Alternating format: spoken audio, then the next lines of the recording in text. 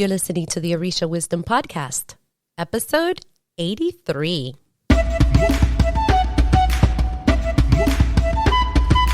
Welcome to the Orisha Wisdom Podcast, where growth and spirituality create an enhanced life's journey with the wisdom of Ifa and Orisha in our everyday lives. I am your host, Omileti Olubunmi.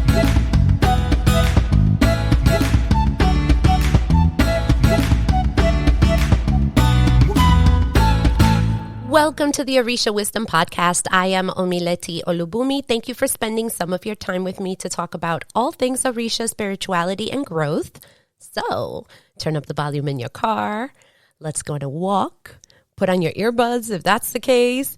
Grab a cup of tea, water, something great and healthy to drink, and let's chat. This is an Ask a Priest episode. For those of you who are new to the Orisha Wisdom Podcast, first of all, welcome to the podcast. This is a series that we have where you, the community, asks questions that you've always wanted to ask an Orisha priest. And now you have the chance. I'll put it on the show notes on how you can ask your burning question for a chance to get your question answered here on the Orisha Wisdom Podcast. Here is the link if you absolutely must have it, orishawisdom.com/ask a priest. With that, let's get this episode going. Sulaima writes us this question. Hi, first, I put the first. Let's start over. Hi, let me first say that I really enjoy your podcast and Facebook group. I have been reading about Orisha and ATRs for about 10 years, mostly for historical and informative purposes. However, I was never interested in joining a tradition until recently. I have been gathering information from different podcasts and groups, including yours, and what is the right way to go about things. Now I have a few concerns about a recent experience I had. I scheduled a reading with a gentleman from overseas who came highly recommended by a friend. He requested a donation of any amount for the reading, and he seemed extremely knowledgeable. I have no complaints about most of the reading, except that during the reading, he told me which Orisha ruled my head and told me what color to make my elekes, but gave me absolutely no guidance regarding my head Orisha. I have begun to research as much as possible since this Orisha is not well known, Orisha Oko. As I began to read and research, I realized that being crowned isn't done in this way, and now I am very confused. Was I crowned with the correct Orisha in an incorrect way, or was I scammed? First of all, thank you, Sulaima, for writing. By the way, I really like your name. I hope I'm pronouncing it good. And if not, please, I'm sorry. Do not kill me. In the meantime, before we dive into this particular question, because it's a couple of little moving parts, it's actually a lot of moving parts. First of all, let's listen in to our sponsor. This episode is being brought to you by your virtual Ile, and it is so new. We are currently looking for its founding members. If you're looking for a spiritual home and don't have one yet and want to be part of something, make your virtual Ile your home until you find your physical spiritual home. Who's this for? This is for any alejo, brand new person, aborisha, or priest who is looking for community. This is a safe space to start discussing and learning about the Orishas and how these lessons relate to our lives. This is crucial for those who do not know someone in person or do know some people but haven't quite found their tribe. We are in the forming stages of the founding members of your virtual Ile, and it is you as a founding member who will give the feedback and lay the groundwork and foundation for a community for many to come in the future. Yes, from the tone and energy and vibe of this space. For details, go to orishawisdom.com/Omileti and click on the image that says your virtual ile and come home to your community.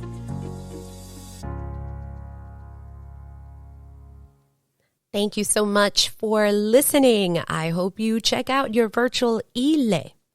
Now back to this question.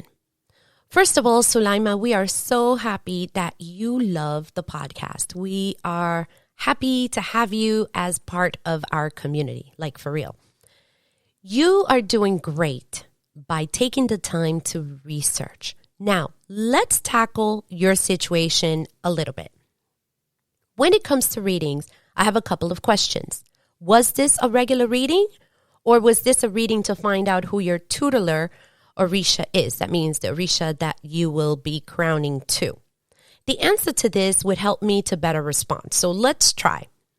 If the answer was, well, this was a regular reading, then usually your head Orisha, your tutelar Orisha, especially for someone new, is not done at this time. I have not heard of this being done. I mean, maybe it is. I can stand corrected, but I haven't heard it being done. But speaking with priests of other lineages, this is usually not done in a regular reading. You might have an Orisha that is close to you or more than one. It's usually more than one. And that will come out in that reading. But none or one of those could be your head Orisha.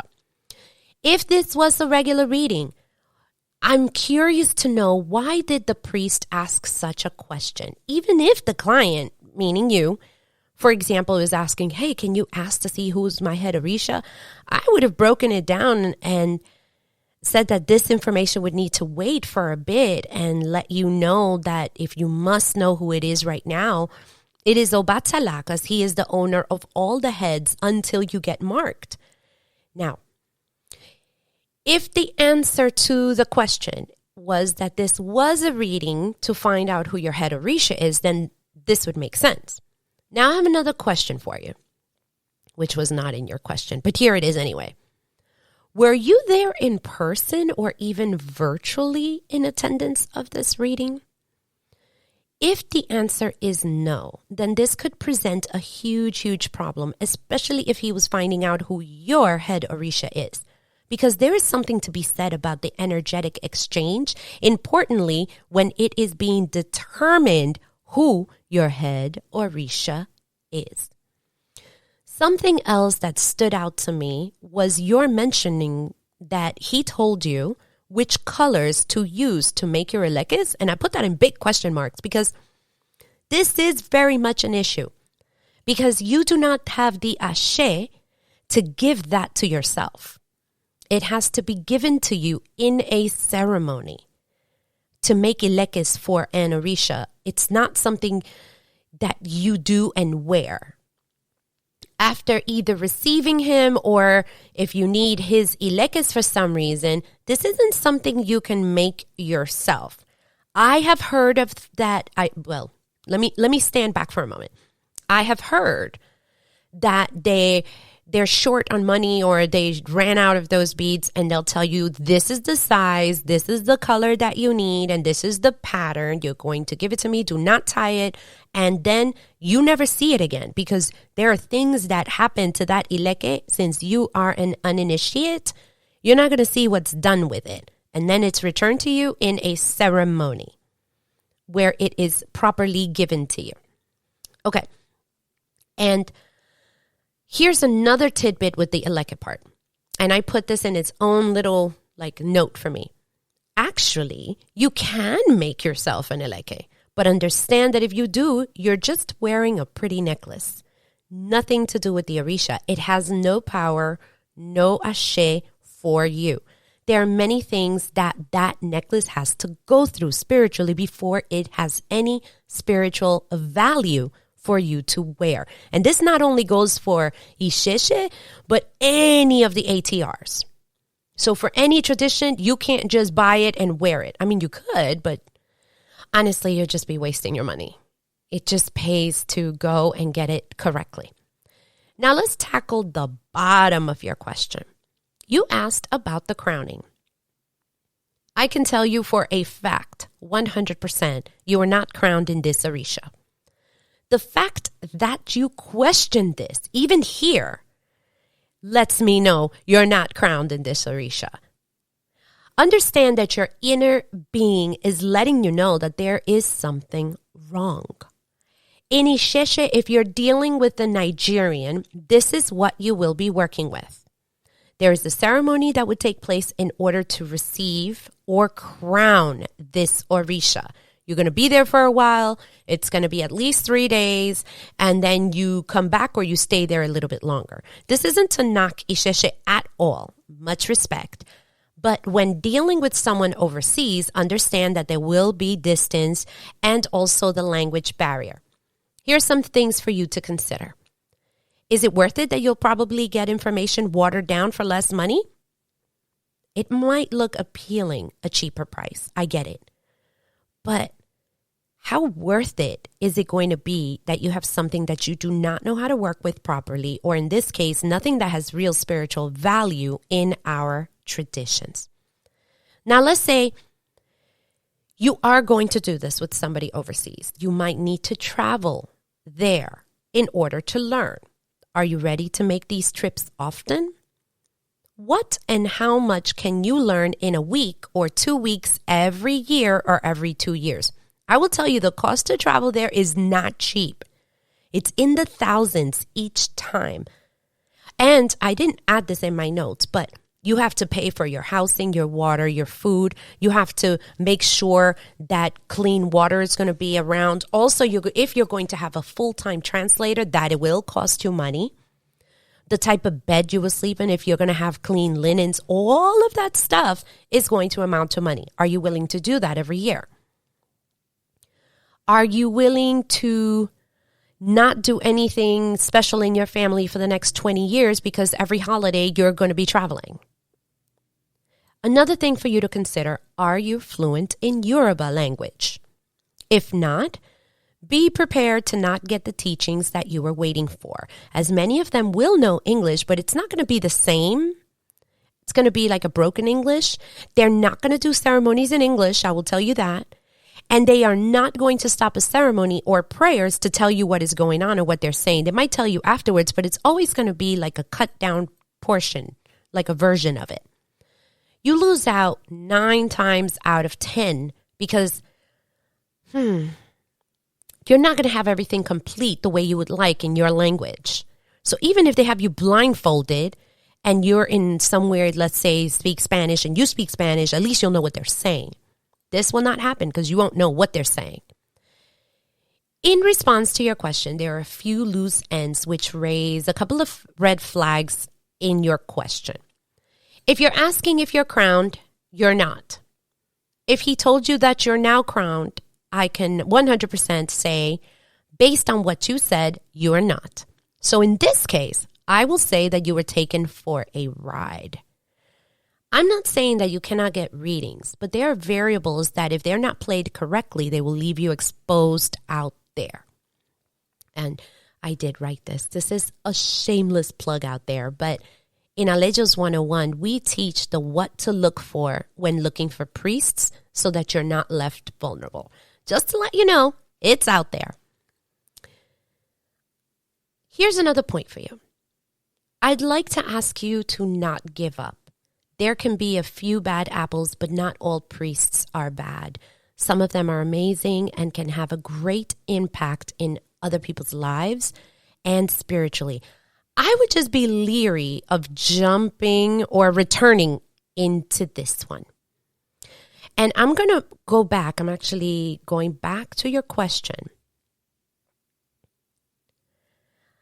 I would like to ask you that if you went to somebody in Ifa, understand that sometimes people have dual traditions going on, Isheshe and Lukumi. And if you went to Ifa and Isheshe, then this is it. But in Lukumi, it may be different. I just wanted to put that out there. The rules usually go. If you go to Ifa, you never ask again. But the question now remains is, was this person legitimate? And the thing is, I'm not sure. It makes me question when he says he told me what color to make my elekes, but gave me absolutely no guidance, and you're asking whether you got crowned in Orisha Oko. Orisha Oko is very well known. He is not an obscure Orisha, and there's much information out there. The fact that you're asking this question leads me to believe that this may not be a good priest to work with you in the future. I would be really concerned if you are going to be working with somebody that's going to leave you with this many questions. Again, this is not to discourage you about Isheshe. Isheshe is a beautiful tradition. However, the distance, the fact that a lot of them over there know that a lot of us over here are very interested in their traditions, they have gotten to do some unsavory things. And I really just want you to be careful. I hope that this response will begin to open up your mind and will help to answer your question. And again, Sulaima, I really appreciate you taking the time to write us your question. I really do appreciate you. You have reached the end of this episode. For show notes, go to www.orishawisdom.com/number 83. This episode was brought to you by your virtual Ile. And remember, right now we're looking for its founding members. And it's going to be pretty amazing. It's at an amazing price that it's only for the founding members. Get more details. Go to orishawisdom.com/OMILETI. That's Omileti. And check us out there. I hope that you have found value in the content that I create. And if you have, check out my Patreon page at patreon.com/Iga Omileti, and you will have access to the podcasts before they are published. We get to discuss them. We have had exclusive content. We have had calls just amongst them. And this is information that's not heard anywhere, not even my mailing list. And I love my mail list, like my email list, love them. But even they don't get the content that my patrons get. So come and support the Orisha Wisdom Podcast. Oh my God, I totally got like tongue-tied. Come and support the Orisha Wisdom Podcast. And if you can, and if you want to, I can't wait to see you there. And I thank you in advance for your support. And especially to all of my existing patrons. You guys are amazing. Again, also, if you like this episode and you found it useful for your spiritual growth, best thing you could do, share this podcast. Share it on your social media. You can tag us. You can hashtag Orisha Wisdom Podcast so that someone else can get something out of it, especially this particular episode, because there are a lot of things that go on. And if somebody is asking this question, maybe somebody else is asking something similar. And I would be ever in your debt if you have a couple of minutes and you go into iTunes and you leave us a review. I do read each and every one. Also, subscribe to our podcast from wherever you are. We are on Google. I believe we're on Amazon too. I'm going to double check on that, but I know we're on Google. We are on most of the podcasting platforms, so you could check us out there. Although I'm a little biased to Podbean because that's my platform. And if you are one of my YouTubers, just like the episode, subscribe and click on the little bell icon so that you will be the first to know when there is a new video to upload. Stay tuned for the next episode where we are going to be discussing something about Ori. I did say that this was coming, and boy, this has been an episode that it's like every time I think I'm ready to record, I'm not. Something else gets added, and I'm trying not to make it so long, but I can't wait.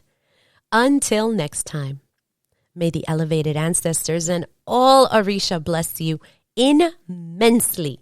Odabo. Thank you for listening to the Orisha Wisdom Podcast. Be sure to check out the show notes at orishawisdom.com/podcast. Can't get enough of Orisha Wisdom? Check us out at orishawisdom.com and subscribe to our community. Remember, the wisdom of Orisha and Ifa is all around us. Be blessed, and until next time.